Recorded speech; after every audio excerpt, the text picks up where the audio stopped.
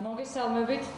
სახელმწიფო ქონების გაფლანგვისა და სამსახურეობრივი უფლებამოსილების ბოროტად გამოყენების ბრალდებით ფინანსთა სამინისტროს საგამოძიებო სამსახურის თანამშრომლებმა დააკავეს დანაშაულებრივი ჯგუფის წევრები. აჭარის ავტონომიური რესპუბლიკის ფინანსთა და ეკონომიკის მინისტრის ყოფილი მოადგილე თამაზ მღებრიშვილი და ამავე სამინისტროს საწარმოთა მართვის დეპარტამენტის ყოფილი უფროსი აბესალონ გურგენიძე.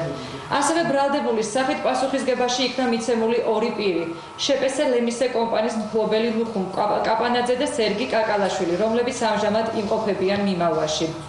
გამოძიებამ დაადგინა, რომ სააქციო საზოგადოება ბათუმის ქიმიურ-ფარმაცევტული ქარხნის დაუფლების მიზნით, რომლის 76% ფლობდა სახელმწიფო ბრალდებულები კაპანაძე და კაკალაშვილი დანაშაულებრივად გაურიგდნენ მღებრიშვილს და გურგენიძეს.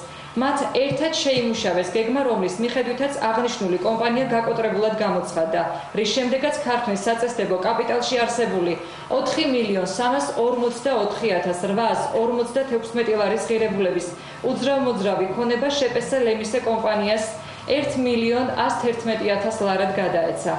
აღნიშნული ქმედებით კი სახელმწიფო მიზარალა 3.213,846 ლარი.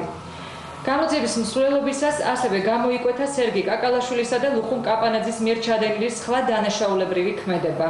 მათ ქონების გადამალვისა და კრედიტორის წინაშე ქონებრივი ვალდებულებებისაგან თავის არიდების მიზნით შეპესე ბათოილის, რომლის მფლობელებიც თავად იყვნენ, დირექტორთან პაატა დათიშვილთან ერთად რამდენიმე საწარმოსთვის გააფორმეს მოჩვენებითი გარიგება და ბათოილის ქონება მათზე გადააფორმეს.